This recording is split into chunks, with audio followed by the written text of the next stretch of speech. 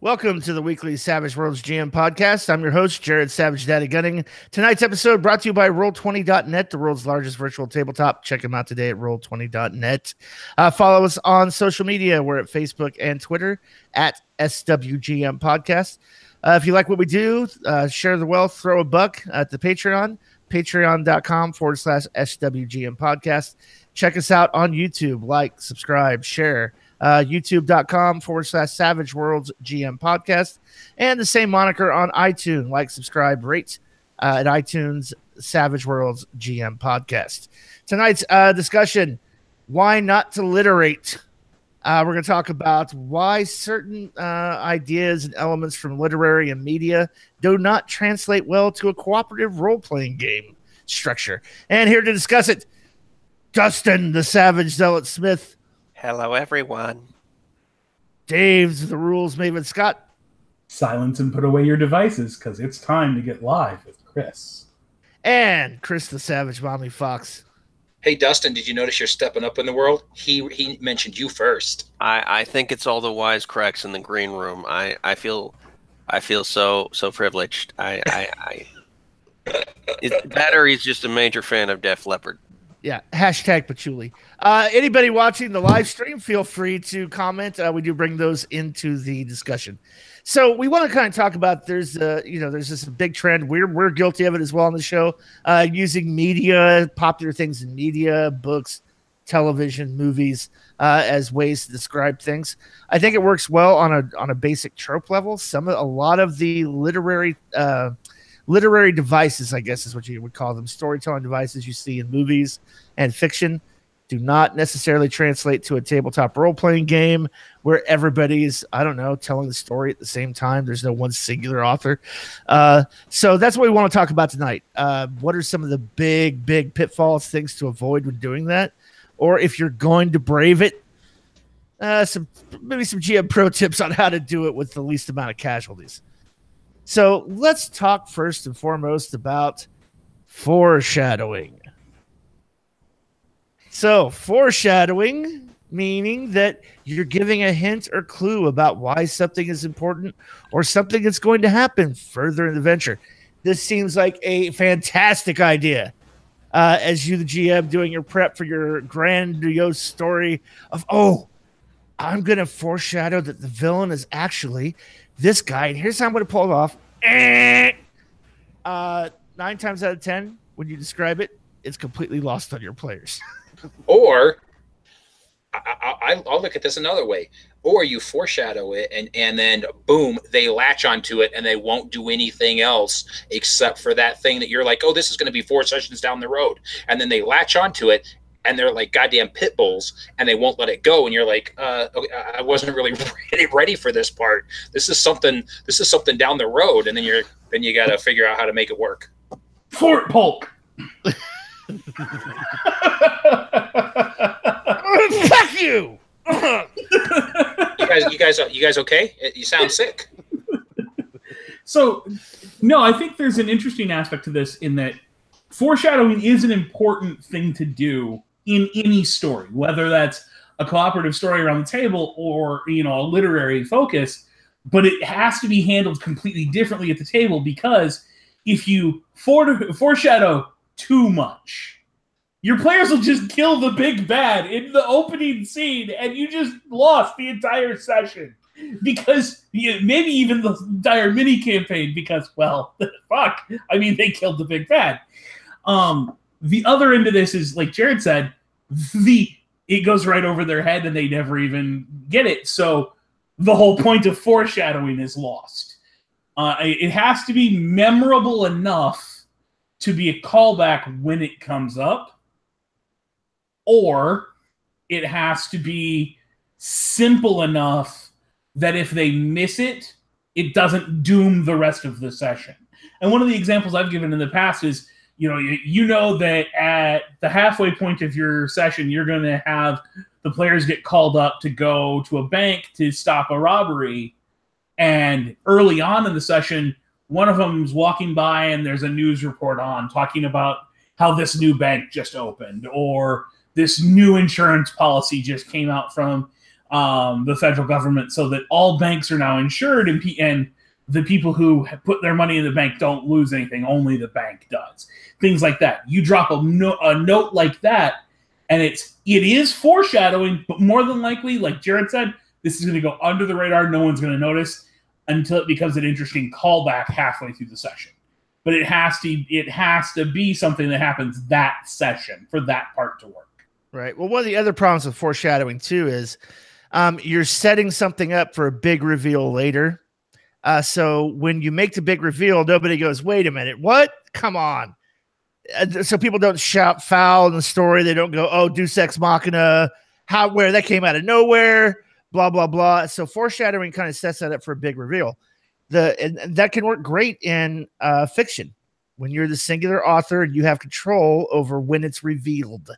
And no dice are gonna suddenly change the entire flow of what's happening.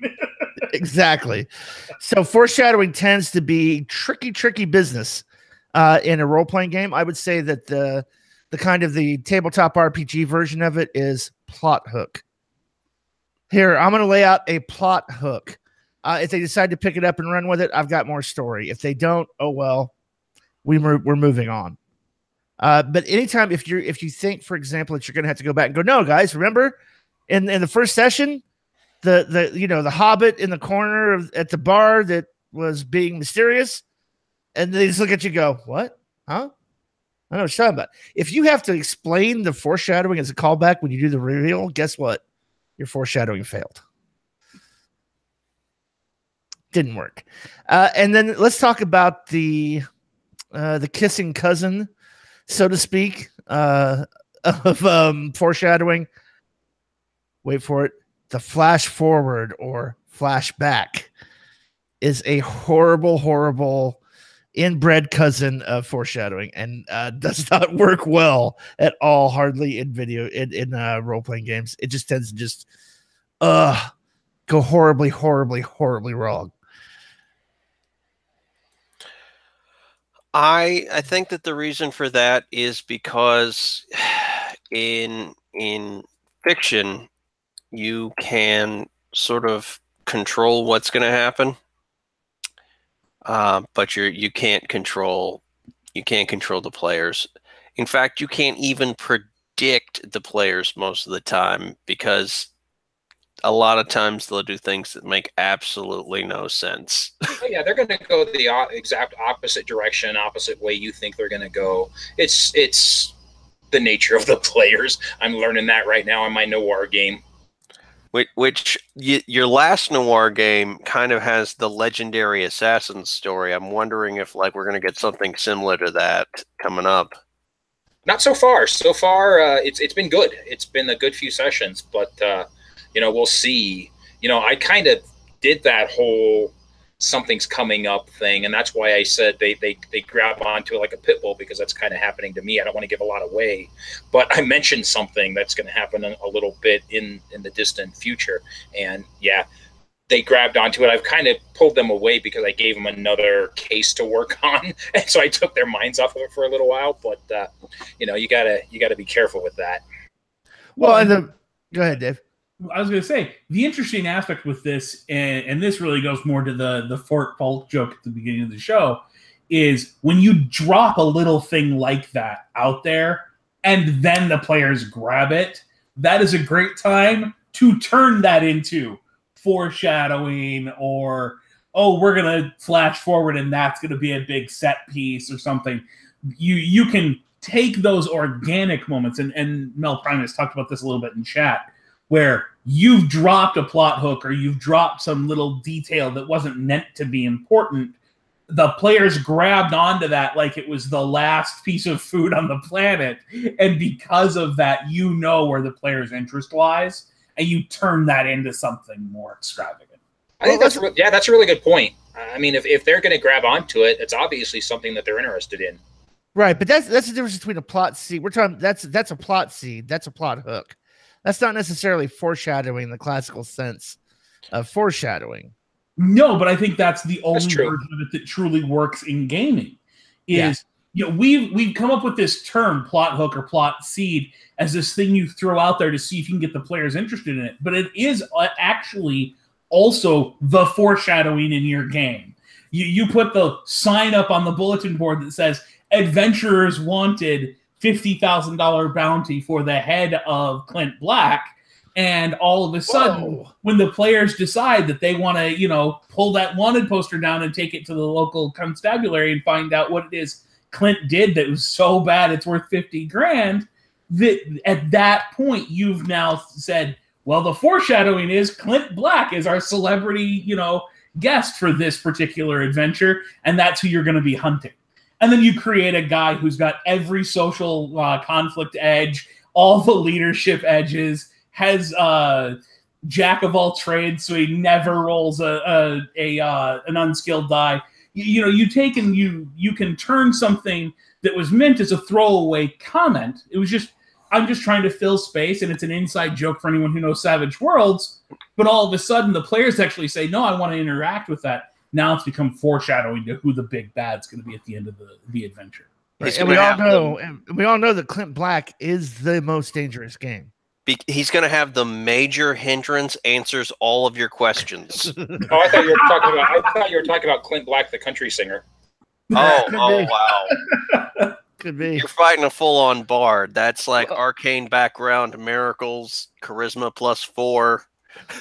Well, and let's be very clear too. Foreshadowing, like we said in literary terms, it's so much exposition. So something that's integral to the story and the plot. It's really usually foreshadowing is very integral to the plot, not necessarily a plot hook. Let's also then talk about the flash forward and flash back. The purpose of those in literary terms and storytelling is for exposition. There's only one problem with that. When you're the sole creator of a work of fiction, you're in control of the actions of everyone in that fiction, including the goddamn universe. So you get to say, yes, no, this is what happened to this character 12 months ago. Now we're going to bring the story forward so you understand why they're a badass martial artist. You try to do that in a game, oh man, it is just going to be a minefield of story elements. The players are not going to be very happy with that. Well, you also have no control over what the outcome is of that too, so it can very true. Completely derail what you're trying to set up. Dave's not going to talk about it. I'm going to talk about it very quickly. There's a famed ETU game where a character wanted to bow out. So Dave running it, what's the most interesting way? Oh, you know what? We can do this in an interesting way. I will just wrap it into the story. We'll flash forward one full day in the story and start with them being dead and establish, hey, everybody, this has happened. And then for the rest of the session, every player, including yours truly at the table, tried to prevent the ending that was already flash forward. It doesn't work. Is really the moral of that story. So I think the interesting aspect with this is that a flashback works way better than a flash forward. I'd agree. Because, and this is the quintessential thing that differentiates the two from a gaming standpoint.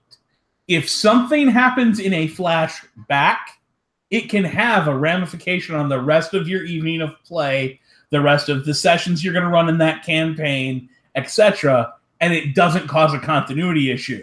Something that happens in a flash forward absolutely must come to pass in another session. Therefore, unless you're going to flash forward and don't jump back, you're just forwarding the timeline to a certain point, it just doesn't work. Really, if we get down to it, flashbacks, flash forwards, those are meant to be interludes. They aren't really meant to be something that you play in, because if you have an interlude of this being the issue where it's taken out of the player's hands, then you don't have to worry about the continuity as much. But at that point, you can't have a player that's actually like, if you actually read through the plot point campaigns, there are points where this is done, but the player that's going to die says, okay, you guys, I'm going to run, and then they die in the interlude, or they get killed while the players are headed to them. You have to take, like, we talk so much about agency, but if you're going to use these elements, you have to use them smartly, and you have to take them out of the player's hands. And I don't think GMs want to do that. I think we want to, we have this dichotomy of wanting to be in control or while letting the players have complete control. And I'm like, you have to pick one or the other. You either have to just, you either have to do it in a way that makes sense, or you have to just accept that it can't just roll out. Like, you can't drive around on flat tires. That's all I'm going to say on that. Well, I think the thing I will add to that is, if you need something to happen to an individual character as the GM, don't put it behind a dice roll. Don't put it behind a player decision. It is entirely a GM fiat moment, and it needs to be a GM fiat moment, because if it's important to the story you're trying to let your players experience, and you put it behind a dice roll, you put it behind a choice, just like with clues in a mystery, someone fails that dice roll and it doesn't happen. Someone succeeds at a dice roll when you need them to fail, and suddenly they know the truth, and the thing, again, doesn't happen. This is why, if you're going to do those types of things, you can't put them behind a dice roll. You can't put them behind a mechanic. And it's one of the core reasons why I had once told Jared, if you're going to fuck the player, fuck the player. You know, their characters have their stuff taken away from them as soon as they enter the survivor compound. So just narrate that they surrendered their stuff. Just narrate that this thing happened, and if a player questions it, you can look at them and go, your option is to not go in or to submit to this. And you know, something like that then gives that player the option to take the left turn at Albuquerque, and we're going to go do something completely different, in which case you no longer need them to not have their stuff for the story you were going to tell inside that compound, because they're not going to be in the compound anyway. So you can compartmentalize certain things enough that with that GM fiat, you can completely bypass this. But you have to be willing, if you're going to have that type of an idea in your game, to just step out there, put your foot down, and say, this is the part of the story that I am taking control of for the night. Right. Well, the major juxtaposition that we're dealing with when we're talking about literary devices and fiction and role-playing game, a role-playing game, the delineating mark on that is, one is single point of view controlled by one storyteller. A role-playing game is supposed to be cooperative storytelling, meaning everybody is contributing to the story that's being told as it's developing. Nothing is written in stone. If the players decide, hey, I say this, yeah, well, you absolutely say that. Now, if I were writing this, you would never say that. If I were writing the story, that character, that heroic character, would never do something so dastardly as to kill orcs in their sleep. That would never happen. But if you're playing a role-playing game and the player narrates, I kill the orcs in their sleep, well, that's what fucking happens. And guess what? Not your story, not your call, because you're writing a story together at the table and role-playing it out. If that makes you uncomfortable, it's because you were playing role-playing games before that became the primary conceit of the hobby. And that's why this is such a dissonant thing to have to deal with, is that's a newer idea within the hobby, within the, I would say, the last 20. It's been coming for about 30 years, but it's really only about 20 years old. But quite honestly, it's become a laser focus in recent years, to the point that we're now seeing entire chapters written in different games specifically talking about why you can't do these things. Right. And really, at the end of the day, you don't, as a GM, you don't want to be responsible for the entire story. That's a lot of work. was going to say that's way too much work. You want to put that on the players a little bit. I'm doing that a lot with like names of NPCs and places and names of places, and I'm doing a lot of that where I'm just letting the PCs take that stuff over, and I'm just writing it down as they say it. And if it's something that they're making it really kind of some stupid dumb name, I'll be like, let's maybe something different. But I'm offloading a lot of that at this point. Right. That depends on how much of the meta game you want to embrace and what your style is. I mean, absolutely nothing wrong with that, but there are some players who will look at you and go, "Why are you asking me? You're the goddamn GM. You tell me." I'm just saying that it seems to me that if the GM has absolute power over the story, like what directions everything takes, that doesn't seem as fun. But he doesn't.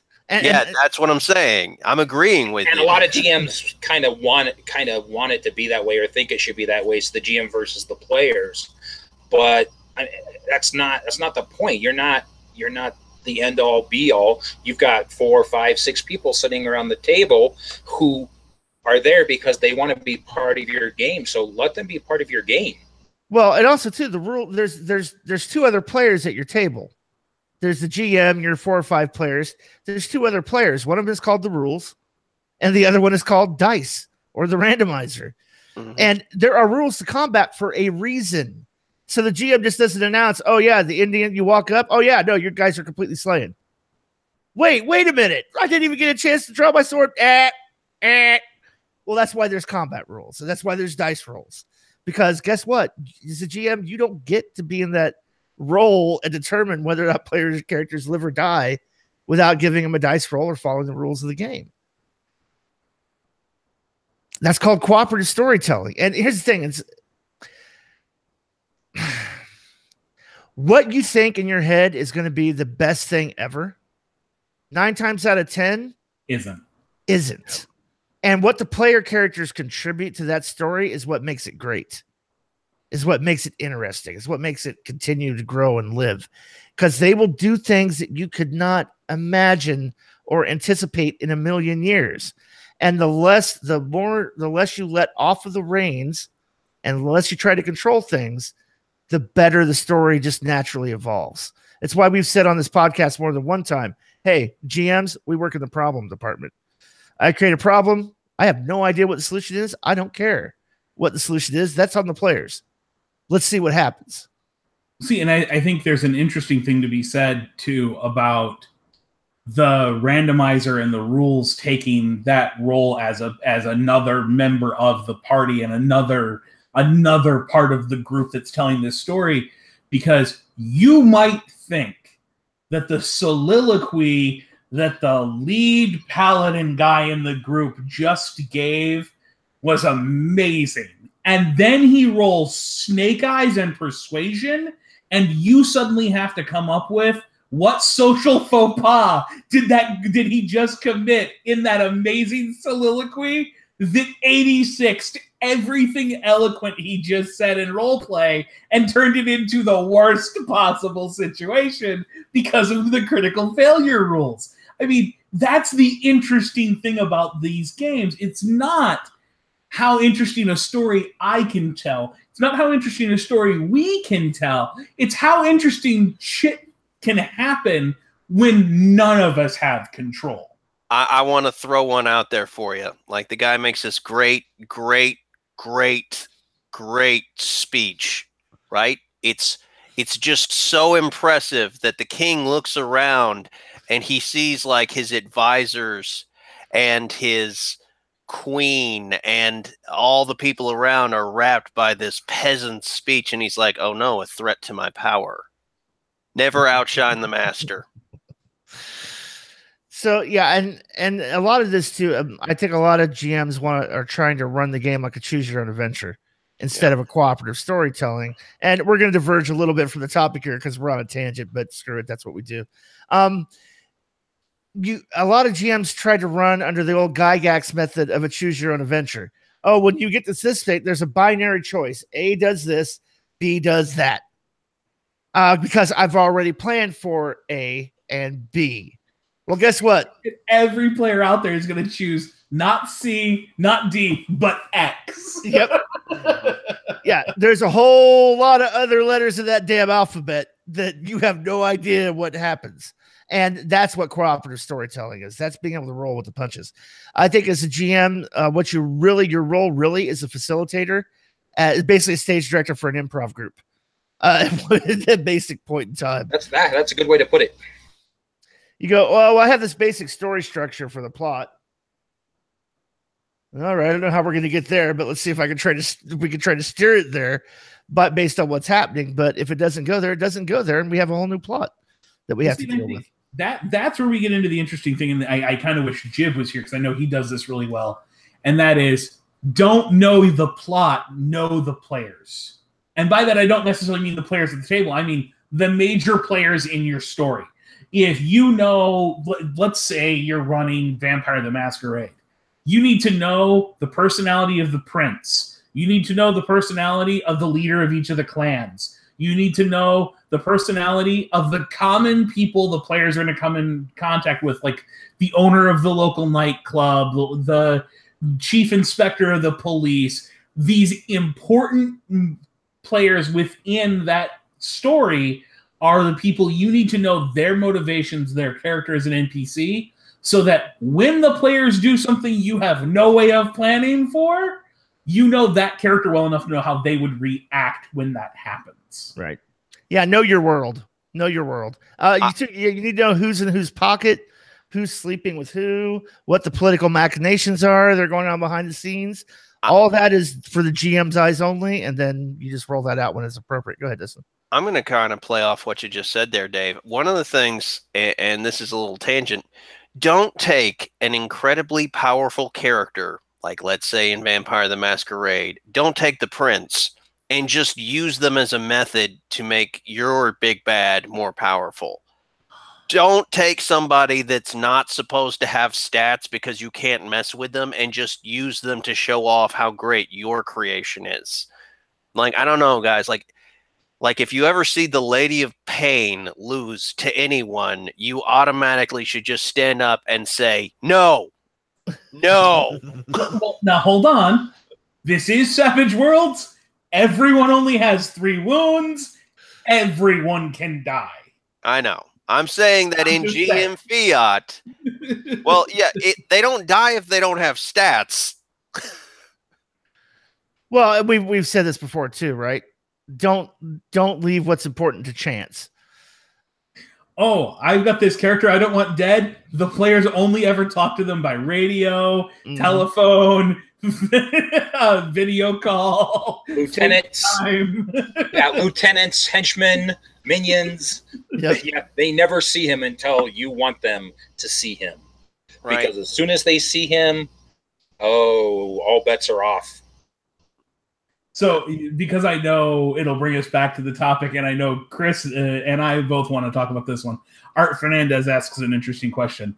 Any thoughts on dealing with but it happened this way in the book/show when you make some change to the story? Okay, so we're going to talk about running in an actual IP. Is that what we're talking about? I guess. Okay. Yeah, that's what he's talking about. So I have a thought on that, and the best way I can say it is, in my opinion, is run outside of canon. Meaning, if I'm running Firefly, I'm not going to run it with the core characters from Firefly. I'm not going to run it in the same area. I'm going to run it on the outskirts. I didn't want to go to Star Wars, but Star Wars is the best thing to go to. Don't run it where they meet Luke and Leia and everybody. Run it 30 years beforehand or whatever, or run it out on the fringes like they do in Edge of the Empire and Fantasy Flight. Just stay away from canon characters and things, and maybe that'll help, because if you don't do that, you're going to run into this no matter what, I think. Yeah. You can get a really good example of this from the way a lot of video games are currently handling the topic of, hey, look, we just paid a bunch of money and got so-and-so's IP, and we're going to set our game 10,000 years in the future. We're going to set our game out here in this little-known, backwater area that no one ever talks about or goes to. we're going to set our game in some area that's not in conflict and cannot be in conflict with the core canon. And the response you always get is, oh, but what's the fun of Star Wars if I don't get to play with Luke? What's the fun of Star Wars if I don't get to face off against Jabba the Hutt? If you can't find fun in these IP without that, you probably should just go watch the movie and interact with that character in the way it's meant to be interacted with, rather than try to do it in a game. Now, the flip side to this is the more gaming-specific version is, so you're running ETU, and the player characters come in contact with the named professors and characters from Degrees of Horror, but you're not running them through maybe a Degrees of Horror plot point. Then they can do whatever you want them to do. They don't need to do what's in the book. Just because, and this is one of my biggest pet peeves, just because the bestiary for the setting says this character does these things, as a GM, the only thing I want from the bestiary is the fucking stats. The character can be a complete 180. I might gender swap them. I might change their motivation. I might alter some of the stats if I need to. I am using this as a source, not as this is the ruler by which everything must be done. Okay. I'm going to step out. I'm going to step out on a limb here, and I'm going to go with the dissenting opinion. I know the popular opinion is set it outside of canon. Set it 10,000 years in the future, 30 years in the prehistory. Don't ever let the player characters interact with the iconic characters of the storyline. To that, I say bullshit. I would say if you're going to run something in an IP, run it parallel to canon. I gotta run it where they encounter Vader, but it's not. Oh, look, there's a Titan. There's the Imperial destroyer. Oh, look, there's a black helmeted guy standing on the deck, and they're blowing up Alderaan, or the Death Star is blowing up Alderaan. Why not let the player characters be present at that event?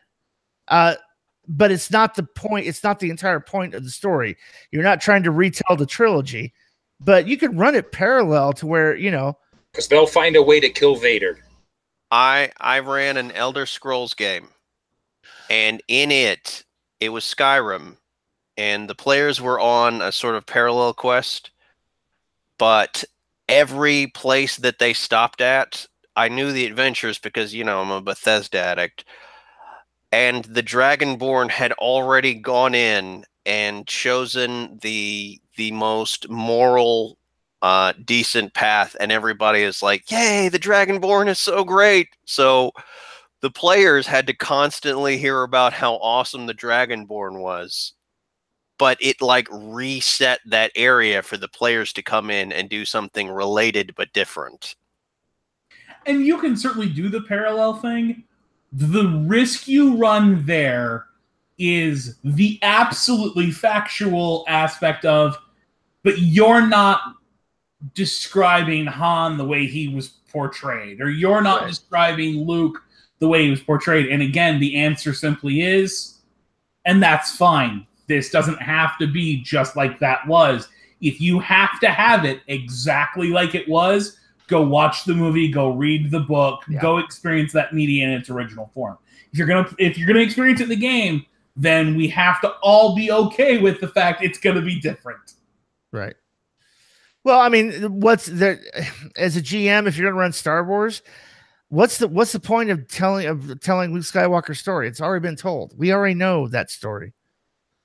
Why do you want to mess with it and change it?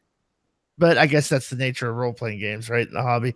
Oh, I want to get in there and fuck up Darth Vader because I want to be a badass. And immediately say no the first time someone tells you they want to play as Greedo. Yeah. Yep. Or just remind them Han Solo shot first. Yep. You make that choice. Just remember, Han Solo shoots first. It's like you wake up on the floor of the bar having been robbed completely, a gaping wound in your chest, but thankfully your alien DNA saved your life, but barely. You took 3 wounds, not 4. Right. Also, there is an immense bar tab with your name on it. Because you know Han would do that, right? He's like, he's paying. So you say that, but that's not what he did. He flipped a coin to the bartender to pay for the mess and the tab. So Yep. Did he pay for Greedo's tab too? Because I feel like Han would do that. Be like, okay, It's implied. yeah. it's one hell of a data coin. Yeah. Anyway, so I think to bring this kind of back to topic and off of popular fiction, I think another aspect of this that we talked about a little bit, but I really think bears repeating is at the end of the day, the choices and the actions and everything that the players are making really does need to be driven through the rule set and the dice, because that's the fair and just arbiter. Yes, I've said it before, if you're going to fuck the player, just fuck the player. But don't countermand the dice of the rules to do so. If a player rolls a great roll, you don't then have the ability to say, oh, well, that didn't happen because the story it's in service to the story. If a player character dies, you don't then get to say, well, no, they didn't really die because it's in service to the story. That's gonna be a big thing you can't do, because again, unlike a novel, unlike fiction, you're not the sole provider of that story. So are the other players. So are those dice. And taking that away takes away part of the fun of what we're doing. Right. Well, it also invalidates every decision they've made up to that point as well. It kind of talks about player agency. No, I would say, like, here, let's talk about some good examples of GM fiat to move the story forward. I think if you're going to wield the power of GM fiat, you need to do it benevolently. Not as a dickish GM. You all nobody posted a guard. You're all fucking dead. You've been slaughtered in your sleep. But if you have a group or a party where everybody is suffering from exhaustion and fatigue, and nobody wants to have that penalty sticking around the next day and goes, oh, screw it, I don't care what happens, I'm not staying up to take watch. I've got to get a full 8 hours because this fatigue penalty is killing my character. And everybody goes, no, screw it. No, we don't post the watch. Then as a GM, there's an open door for fiat for you to walk in and say, hey, some bad shit happened while you were sleeping. So you could totally wake up to marauders in the room with you. What's that?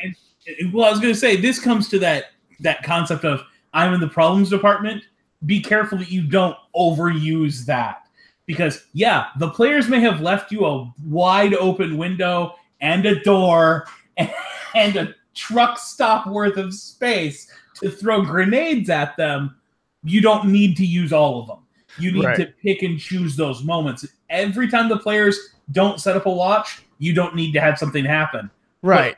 But occasionally, they wake up in something. Yeah, I think that if you're too heavy killed. Yeah, here's what I'm thinking about too. So follow me on this plot, right? So it could be something as simple as you wake up and all your gear's gone. And then it becomes oh shit, well, we need to hunt down the people who took our gear. We need to figure out this mystery. That can add to the story. A more direct route can have them waking up tied, hog-tied, and the people threatening them and interrogating them right then and there. That's a very aggressive, necessarily not non-benevolent application of GM fiat. If the idea is just to move the story forward in an interesting way because the players gave you an opportunity in story to exercise fiat, then don't use it. Don't use it to rape the players. Is what I'm saying. I think use it with a degree of responsibility to move the story forward. Go ahead, Chris. Yeah, I was just going to say, I think that if you use it as a hammer, eventually you're going to lose players because they're going to be like, God, what an asshole. Fuck you. I don't want to play in your game. Or you're going to have a backlash of, we never not post the guard. I'm not having my crap stolen or a character beaten to death again because we didn't keep somebody awake. So, I mean, it's GM fiat. You have to wield it with benevolence.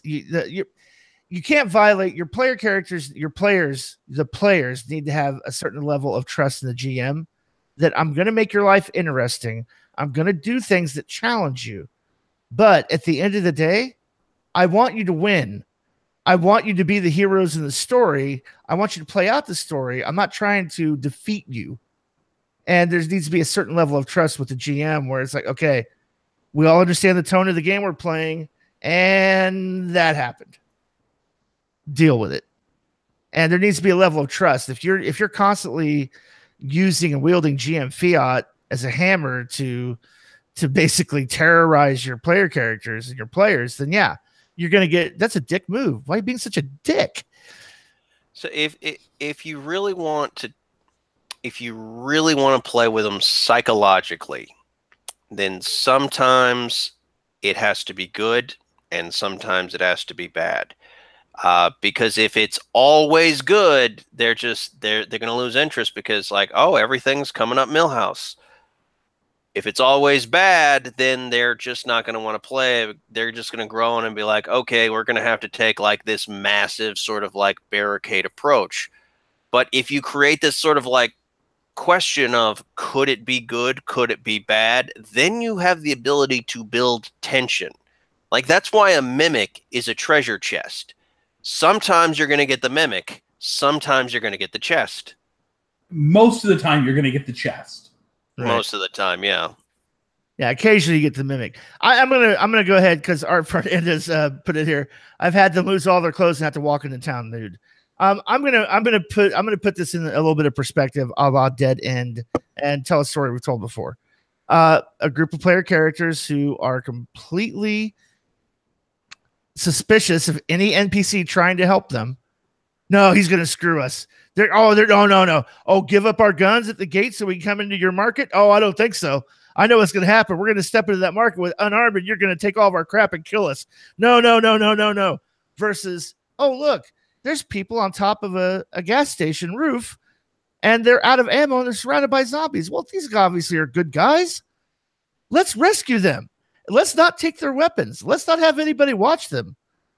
And let them join our group. You look like a trustworthy guy because I anticipate you to be an NPC who's good.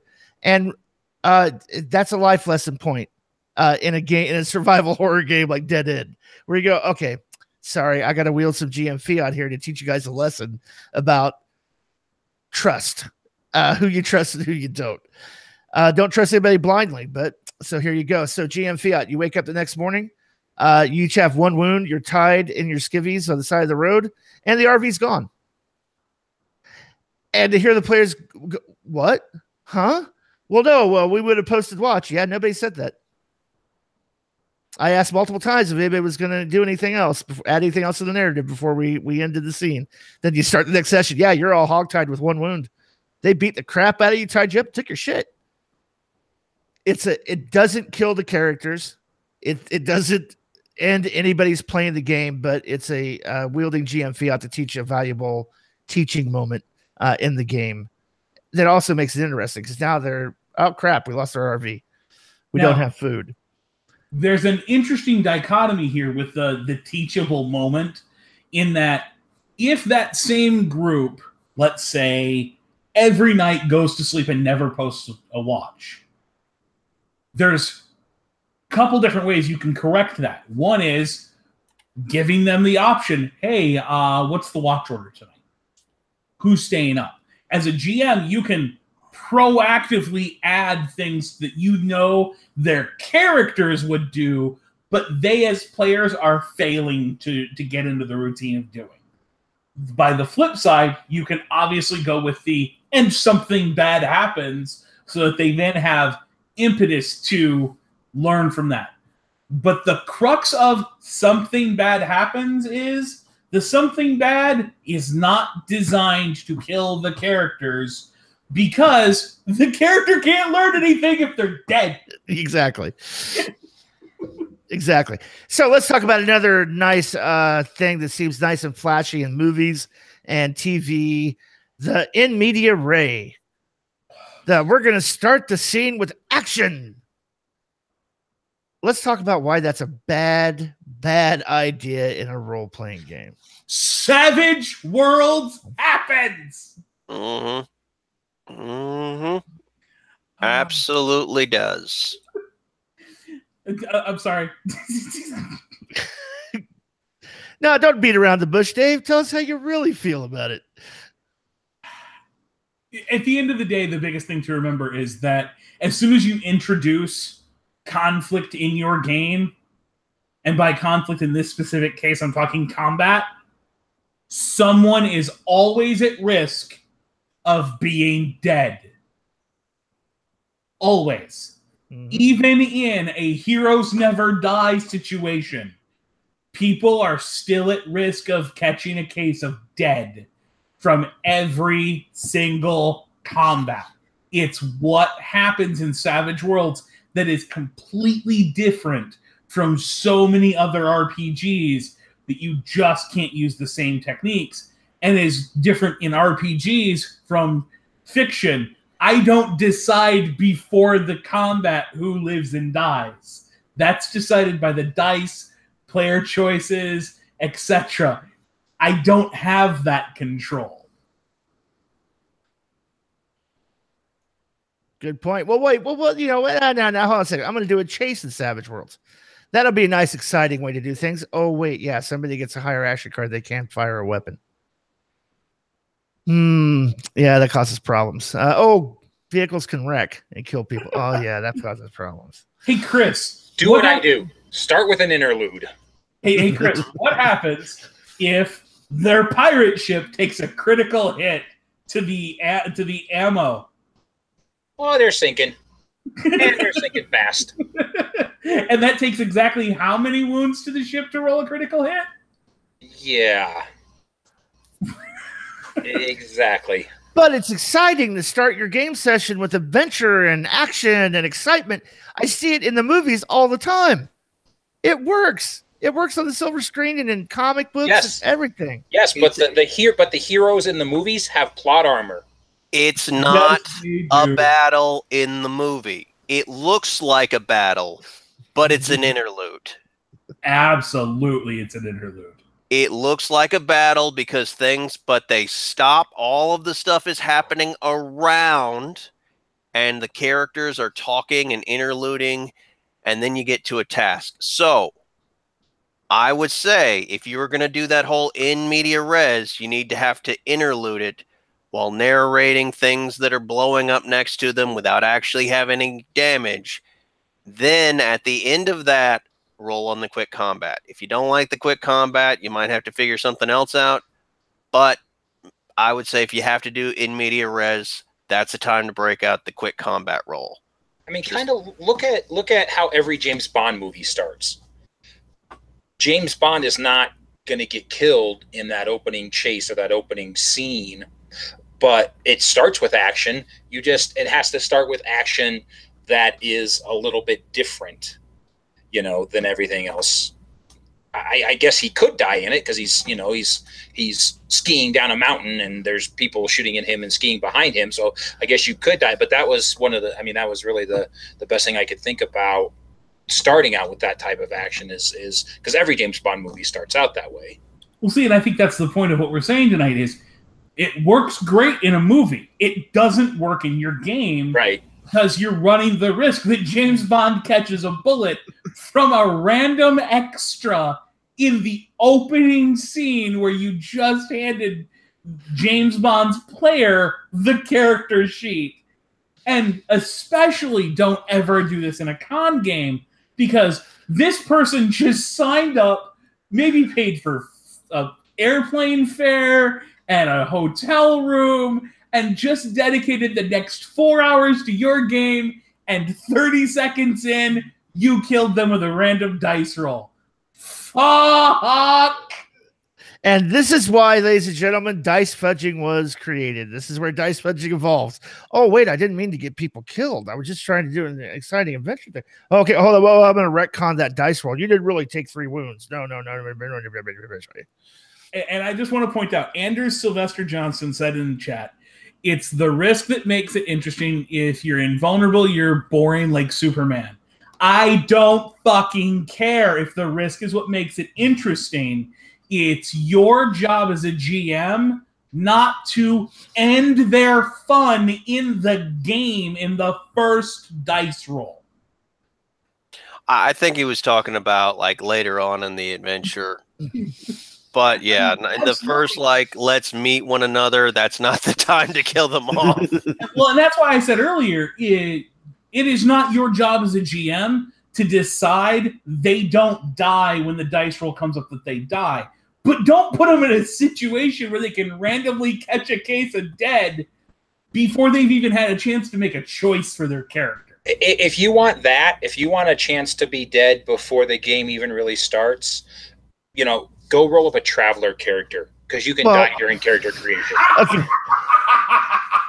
I'm a fan of the travel character creation system. I will say that. Here's the point that's being missed. The idea of in media res sounds awesome because you're going to start with a high action adventure scene. Everybody's going to get their blood pumping and everything else. In literary terms, nobody's at harm or risk of anything. It's an interesting way to introduce the characters in a high action setting that is visually compelling and draws you into the story. That's what in media res is as a literary device. That's why it doesn't work in a Savage Worlds game, because there are rules about combat that get characters killed.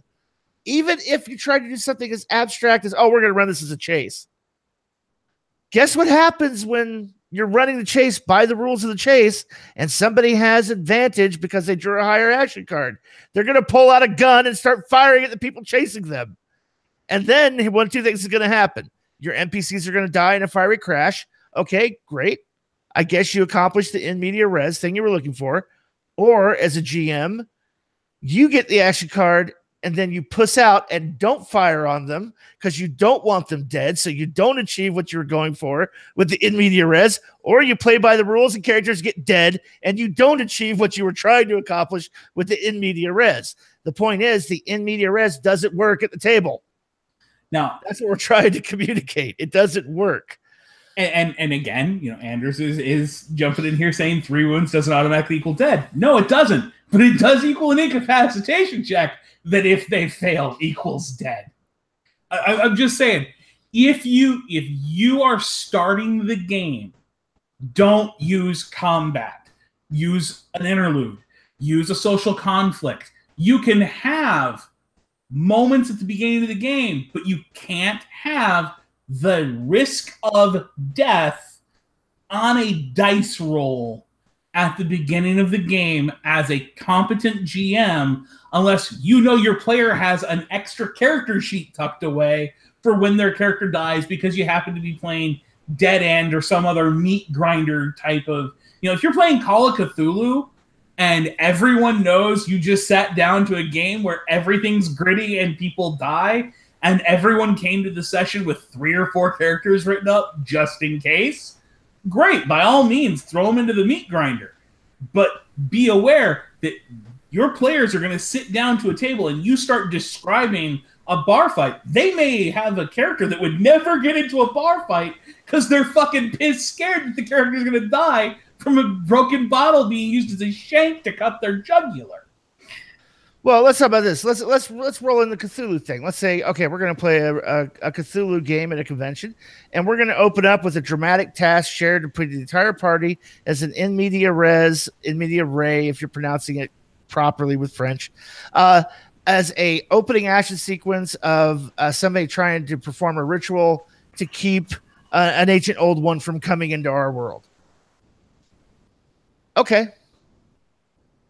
The problem with that is when they fail the dramatic task, they all go insane.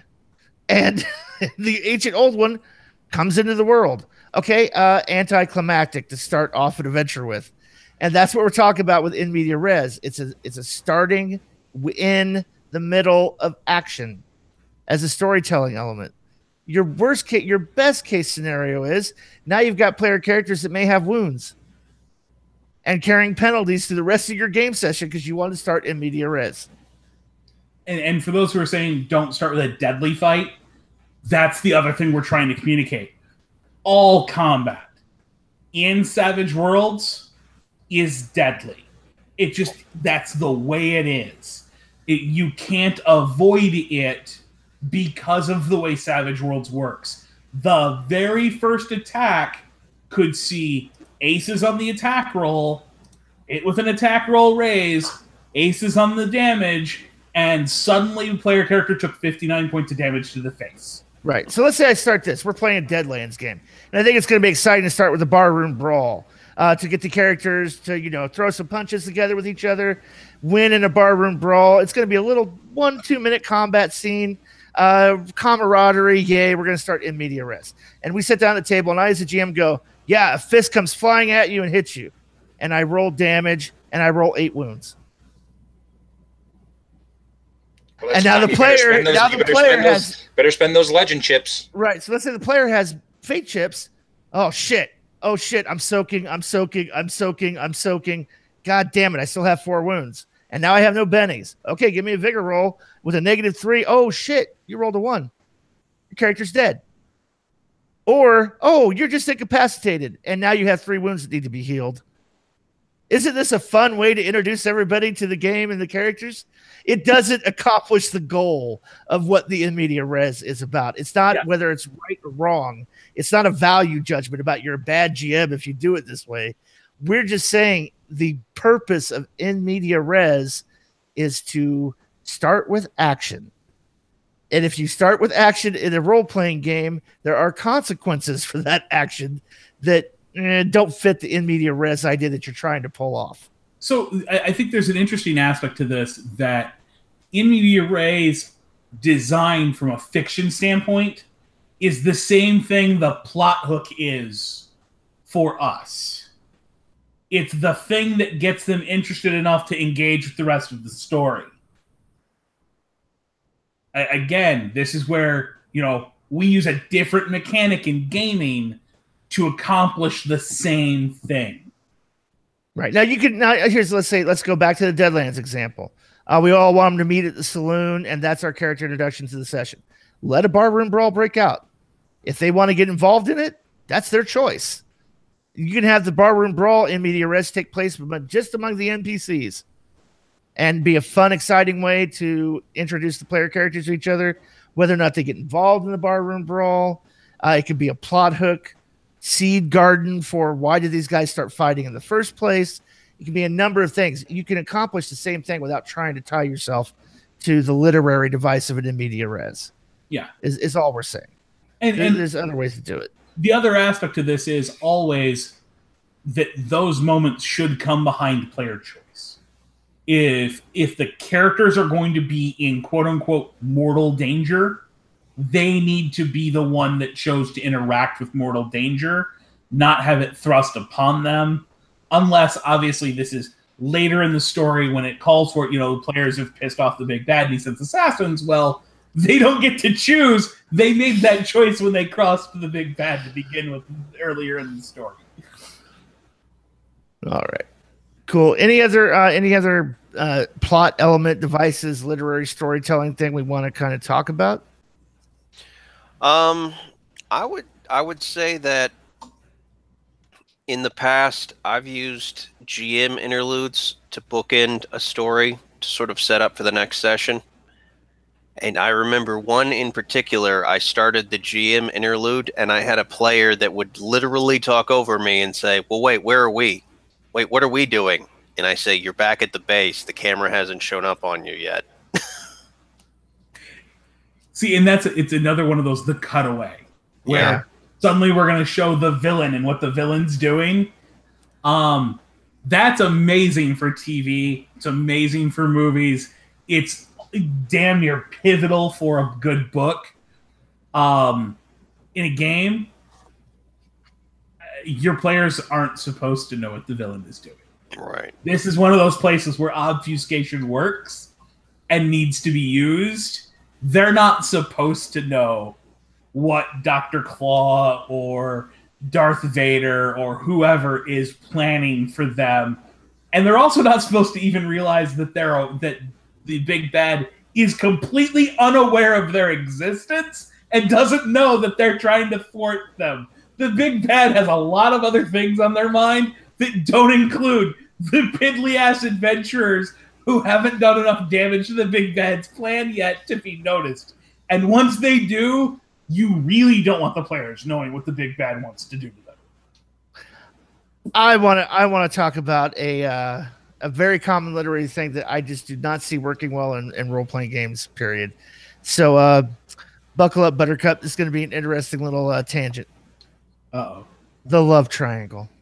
Dun, dun, dun. The romantic B story.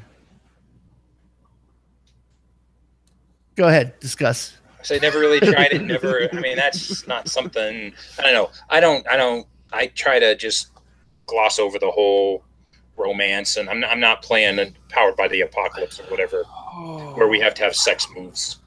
So, well, I'm not necessarily talking about sex moves. Let's take, for example, because we're talking about things the way this works in the literary. Let's talk about the Twilight series, where the main characters are involved in a love triangle. There are no characters in Twilight. Okay, first of all, I'm not going to dignify that with a response. Second of all, I would say the way you always have to handle that is everyone involved is one player, all NPCs. If players want to engage in a romance, it's your job to stay the fuck out of it, and just let that happen and put the limits on how much of the time at the table is dedicated on this love story these two players want to have their characters experience, and make sure it doesn't take away from the experience of the other players at the table.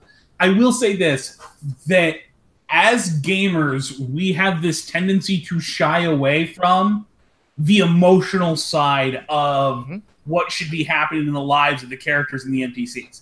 A couple of great examples of this are pretty much any daytime TV drama, soap opera, or one of the greatest freaking crime stories that's ever been on TV was Sons of Anarchy. Has a huge following, and that entire show is littered with ex-girlfriends showing up as plot hooks, as wives who hate ex-girlfriends and new girlfriends. And I mean, that entire show is built on the intertwining of social relationships. You're running a whole lot of social conflicts. You're running an awful lot of extra NPCs that show up at odd times just to be a thorn in the side of the players before they go bomb something. And you have to have a group of players that wants to engage in that to do it. If even one player is checked out of it, similar to Chris's earlier comment, or I know Scott has said multiple times, he doesn't engage in that. As soon as you got one player, it's going to fall apart. People are not going to have fun at the table. Right, but as far as literary, it's even in our beloved geek Star Wars thing, the Luke, Leia, Han Solo love triangle. It's there. It's very, very how do I put it? As far as the maturity level for a love triangle in drama, it's very grade school. It's very surface oriented. What do you roll to see if you're related to the person in the triangle, though? What you actually do is you actually draw a card from the deck, and on a two of clubs, that's your sister. It's your kissing. Yep. Yeah. That's what you do. It's like you have this genetic disposition to hating sand. But no, you even see it when you even look at Star Wars as an example of this love triangle, and it's very, very surfacely touched on as far as even an emotional level. It's there. Oh well, I'm interested in. Well, the interesting thing is both the male characters are completely oblivious as to what love is, and think the Princess Leia is in love with them, and she's really not really interested in either one of them. But there is that kind of love interest and love connection that develops between Leia and Han Solo, and it becomes an integral part of the story. And again, if the players want to engage in that among themselves, right, that's the player's choice. It's your job only to modulate how much time it gets at the table, right, and make sure you're not losing other players' interest because you're letting these players role play out the love triangle between Rick and Shane and Lori. Mm-hmm. But with that said, it will almost always work better as a B plot if everyone but one character is an NPC, because then as a GM, you have ultimate control of when do you take that plot back off the table and let the main story move along. You can just GM fiat that, oh, well, that was a brief interlude and moving right along, because you can already see the glaze coming over the eyes of the other players at the table. And you can also step in as a GM and go, whoa, we're not going to narrate the whole lovemaking scene that's about to. I see you guys going to. We're not doing that. We're going to go ahead and camera fade over to the next scene, and everything you guys would have described on your own time. Yeah. I would say introduce the Hays Code, folks. Introduce the Hays Code. Well, I'm not going to require a vigor roll for an amorous night of lovemaking, is my point. I'm just going to say, like, the door closes, the light goes out, and everything's just implied. Exactly. It's PG-13 at the table. There you go. So another thing that's coming up in chat here is a lot of people are asking about, how do you handle travel? And honestly, I think that this is one of those places where it's a decent mix between what we see in fiction and a lot more direct simulationist at the table, because it's really great to handle travel as an interlude. Draw a card, have someone tell the story of how they got from point A to point B in as few words as possible for a Benny. It's also, and that's that whole map scene where the plane jumps and you see the red dotted line, and that's the player going, and we took Laos Airlines from India to Pakistan. So there's that. The other side of this is there are vast tables set up for random encounters, and there's entire sections of the world building guide from back in the old GM toolkits section that Wiggy wrote about how to write up random encounter tables and to figure out the ecology of every area. So in this area there's a goblin tribe that raids, and over here there are wolves, and down here there's honey badgers. But at the end of the day, you can go either route, tailor it to what's going to be most interesting for your players. And again, every combat can be mortal, therefore. Right. I mean, just my own personal preference. If we're gonna be dealing with travel, especially if the characters have wounds, I like to set travel in 5-day increments so they get a natural healing roll at the end. And it makes sense in story continuity, because I think a lot of GMs in Savage Worlds hand wave time when it comes to natural healing. Oh no, we're on the next scene. Everybody's got all their wounds back, and we just sort of right, just sort of hand wave it. Mm-hmm. Because I don't want the player characters starting another session still having 3 wounds from the last time they got into combat and haven't healed yet. That's actually like part of the Triple Ace games, the pulp rules. They actually do that. It's like you get up and you're fine, like you were hurt. I think Tab's pulp rules are everyone heals 1 wound at automatically every scene, and they start every session at full. Yeah. So even if you took 1 wound in scene 1, by scene 2 you're back to full because you healed 1 naturally automatically. Right, so which makes sense in a pulp adventure game, right? I mean, yeah. Oh, and he's really cut up and bruised and badly. Yeah, blah blah blah. 4 hours later, he shows up and he's beating the crap out of everybody like he just He's got a black eye, his arms in a sling, but he fights just fine. Right. Yeah, if you're wanting to make a little bit more realism in it, I think there's rules in Savage Worlds for overland travel. There's encounter tables in Savage Worlds for overland travel if you want to randomize and have a random encounter. But yeah, I think doing it as an interlude narratively, like, hey, what happened? Based on a card that was interesting about this journey. 5 days later, you guys arrive at the new town. Give me a natural healing roll. And this is what I would say. If you want travel to be interesting, then give the player something interesting to interact with. Don't look for a random encounter.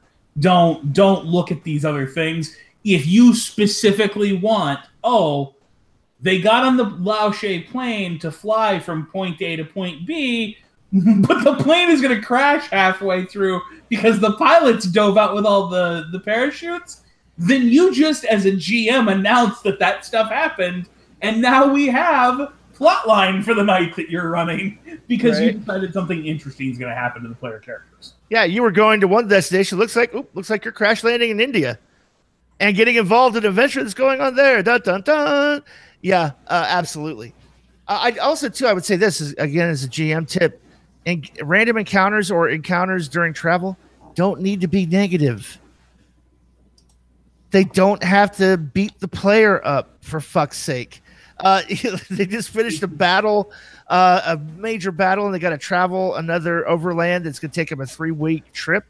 Narrate somewhere in there that they're attacked by wolves and saved by a group of adventurers that, provide them with food and sustenance and healing and show them a shortcut. Yeah. I mean, goddamn, throw the player character a bone. Don't make everything negative. Well, and I would also say this is a place where if that's the type of gameplay you're looking for, you want that attrition-based gameplay, that's a great place, despite the fact that I'm very vocal about not liking it. That's a great place to use the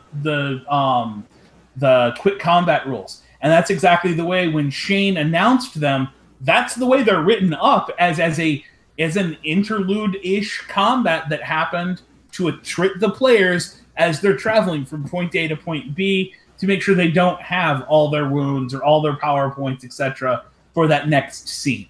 Yeah, if that's the type of gameplay you're looking for, Savage Worlds can do it. I don't support it, but Savage Worlds certainly does. Cool. Anything else we're going to kind of get here to wrap the show up. Anything else in the green room we want to talk about, or from the chat we want to talk about?